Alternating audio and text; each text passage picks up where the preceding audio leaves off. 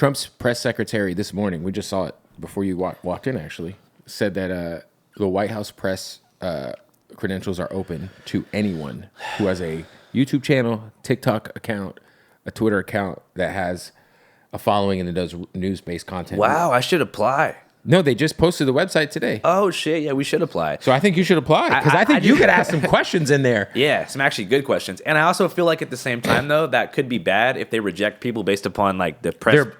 If they pack the room with just right-wing influencers. Right. If it's just like fucking Charlie Kirk and, whoever the just fuck. Glazers. Just Glazers. Jesus. It is crazy, too, though, because it's almost like the extreme left getting so wild has kind of like commercialized so many of these guys on the right.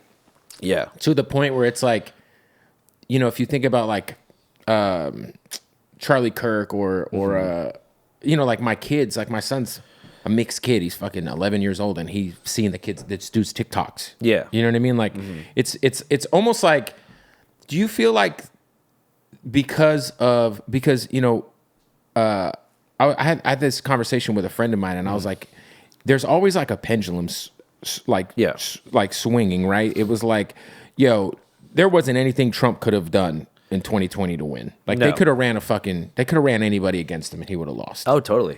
And I feel the same way about, like, I don't think there was probably now again, there's the Bernie card, but they would never play that Bernie card because he doesn't, but or like someone in that same vein that speaks to working class Americans, like honestly. But I feel like this Trump thing, it was just like a very predictable, like you could feel the pendulum swinging. Yeah. Like in real, I was like, I just don't see. Yeah, I think it's because so many young dudes like shifted right because of these like progressive new standards, especially on college campuses with like this hardcore identity politics banging, where like that's more important than class. Like those issues, like it doesn't matter what your idea is, if as long as you are like a certain position on the privilege hierarchy, you shouldn't be able to say anything. And I get the point. What they're trying to do is like give people who are marginalized like a chance to speak. But what that does to somebody who might be like a young white dude with a good idea is he's like, you know what? I'm well-intentioned and I'm being basically exiled for speaking my mind because of how I look. I'm going to go to Turning Point USA where they're going to give me exactly what I want, And so unfortunately, a lot of the progressive new standards have alienated a ton of young people, especially dudes. Yeah, I've noticed that. It's like a lot of like young dudes, man, are just like, and Trump went to all their platforms. Yeah, definitely. And like to me, like if Kamala would have just like the one thing about Kamala that I just could not wrap my head around is whoever was running her campaign, they just refused to put her in uncomfortable situations where she had to talk off the script. Yeah. And it would be like, man, if I could have just seen like this was a human being for like an hour, like a human. Hey, the one thing that she did that did have some good impact is, the restaurant Huarachi's in Phoenix? Yeah. So my homie Renee is the chef there. Okay. She went 3 days before Election Day to Phoenix and had like a Sonoran I remember that. Some type of food like that. Yeah, I was just waiting for her to like, when she did like Club Shay Shay, I was like, oh. Like, even if she would have did like, even the Breakfast Club thing, like I wish she would have did a one-on-one with Charlamagne and not like a, Yeah, I don't know why they didn't do that. They're just so tapped out. But I'm saying it's karmic retribution for them kind of like kicking Bernie Sanders out the picture.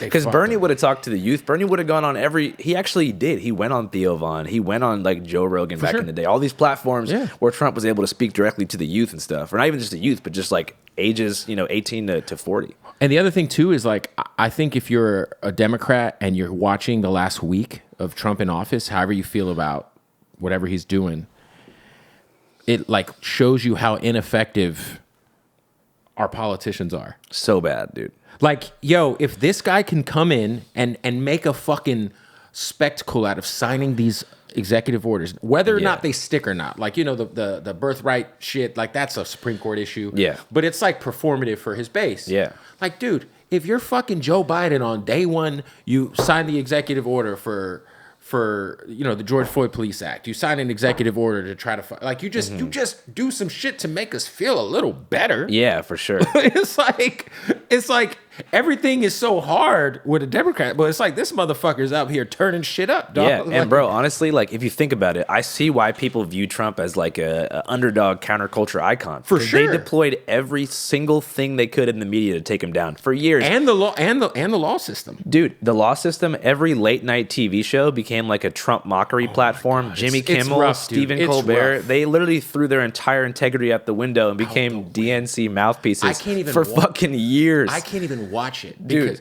because I've fully, because I grew up a Democrat. My parents are Democrat. My grandma's a Democrat. Fucking, I am a fucking. When I registered in California because I moved from AZ to Cali. Yeah. Registered as an independent. I don't want no part Hell of yeah. either side, bro. Fuck Yeah. both sides, bro. Like, And the crazy gaslighting is like, if you don't vote for Kamala, you're voting for Trump. It's like, oh, whatever, bro. this is what I told everybody because I was an RFK guy during because I liked a lot of his ideas about food and censorship and I hated his stance with the Israel stance, but Yeah.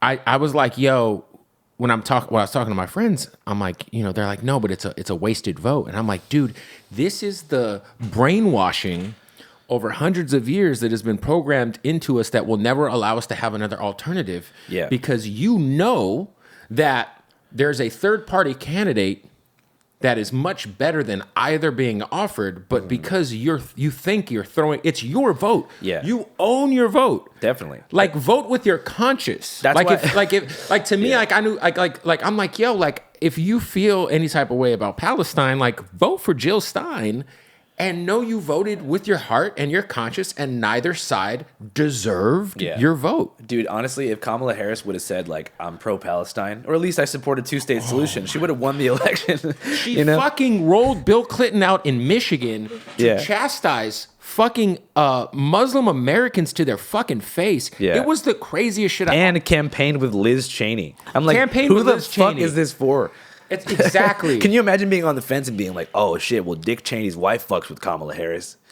And to me, that's where they just lost me, dude, the last couple of Yeah. years, where I'm just like, so we're like legit the war party now. Yeah. But honestly, dude, if you think about it, this, in the long run, 2028 is going to be a great year because we're going to have fresh primaries on both sides. The Democratic Party is totally done. They're never going to rematerialize. You're going to have new progressive Maybe, though. candidates. Maybe. New conservative I hope you're candidates. right, Oh, but- they're done.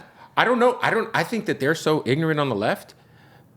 I mean, I don't know, man. At least we're going to get new people. I hope so. We are gonna get new No, people. I hope that they find whoever that is. We're going to get new conservatives and new progressives. Like 2028 is going to be that year. I think it's Off going to end top. up being JD Vance and Vivek. Oh, God. I think that'll be the.